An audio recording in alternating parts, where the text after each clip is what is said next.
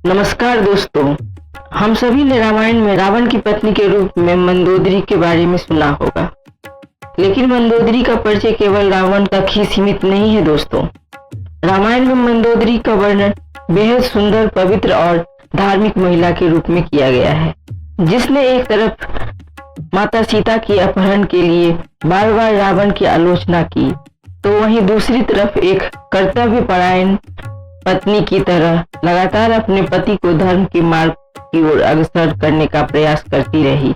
हम सभी ने बचपन से भगवान राम, उनकी पत्नी सीता, उनके संघर्ष, भगवान राम और रावण का युद्ध, हनुमान द्वारा लंका दहन, अयोध्या नगरी और रामायण के पात्रों और घटनाओं से जुड़ी ढेरों कहानियां सुनी हैं, लेकिन बहुत कम ही लोग जानते हैं मंदोदरी की असली कहानी और रावण के मरने के बाद मंदोदरी का क्या हुआ था। तो आइए जानते हैं दोस्तों मंदोदरी की कहानी।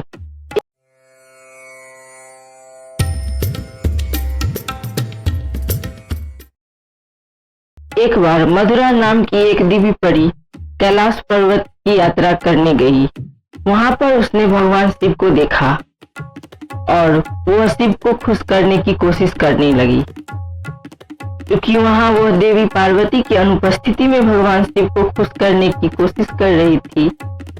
इतने में जब देवी पार्वती वहां आई और मधुरा को देखा तो वो क्रोधित हो गई और उन्होंने मधुरा को श्राप दे दिया कि वो मेढक बनकर 12 सालों के लिए कुएं के अंदर चली जाए।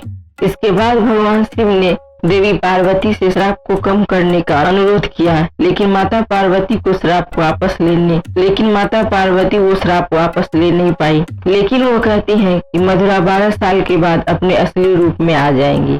एक दिन असुरों के राजा मायासुर और उनकी पत्नी हेमा, जो एक बेहद खूबसूरत अप्सरा थी, दोनों कैलाश पर्वत पे तपस्या के लिए आते हैं।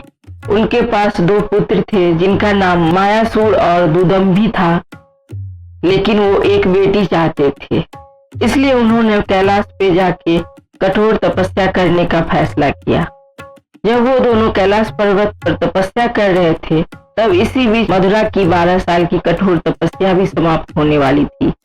जैसे ही मधुरा की तपस्या पूरी हुई, वह अपने मूल रूप में आ गई और मदद के लिए चिल्लाने लगी। मायासुर और हेमा, जो पास में ही तपस्या कर रहे थे, उन्होंने मधुरा की मदद की पुकार सुनी और तुरंत उसे कुएं से बाहर निकाला।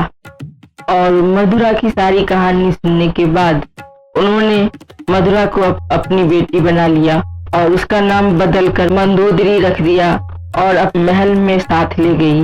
एक बार जब रावण मायासुर के महल में गया तो वहां उसने मंदोदरी को देखा और उस पर मोहित हो गया। उसने मायासुर से मंदोदरी का हाथ मांगा, लेकिन मायासुर ने मना कर दिया, जिससे रावण नाराज हो गया और मंदोदरी को शादी करने के लिए मजबूर करने लगा। मंदोदरी को पता था कि रावण भगवान शिव का भक्त है और एक बहुत ही शक्तिशाली राजा है। इस डर से और अपने पिता की रक्षा के लिए वो शादी के लिए सहमत हो गई। रावण से शादी के बाद उसने 2 पुत्रों मेघनाद और अक्षय कुमार को जन्म दिया। मंदोदरी ने रावण को उसके गलत कामों के लिए हमेशा टोका। ये जानकर कि रावण अपने विनाश के मार्ग पर जा रहा है, मंदोदरी ने उसे लगातार धर्म के मार्ग पर लाने का प्रयास किया, पर रावण ने अपने अहंकार में कभी भी मंदोदरी की बात पे ध्यान नहीं दिया, जिसके फलस्वरूप भगवान राम ने रावण का वध कर दिया और तब उन्होंने विभीषण को लंका का राजा बनाया। और ऐसा कहा जाता है कि रावण की मृत्यु के बाद विभीषण ने अपनी भाभी मंदोदरी के सामने विवाह का प्रस्ताव रखा, लेकिन मंदोदरी के बारे में भी कहा जाता है कि वो एक सती स्त्री थी जो अपने पति के प्रति समर्पण का भाव रखती थी। इसलिए रावण की मृत्यु के बाद मंदोदरी ने विभीषण से विवाह का प्रस्ताव ठुकरा दिया, लेकिन अपने आप को कुछ दिन एक अंधेरे कमरे में बंद रखने के बाद उन्होंने फिर से विभीषण के साथ विवाह का प्रस्ताव स्वीकार कर लिया। अगर आपको ये वीडियो पसंद आया हो तो इसे लाइक कीजिए और अपने जानने वालों के साथ शेयर कीजिए। साथ ही चैनल को सब्सक्राइब करना और बेल आइकन को दबाना ना भूलें। अगर दोस्तों आपके पास कोई सवाल या सुझाव हो तो कमेंट सेक्शन में बताना ना भूलें। धन्यवाद।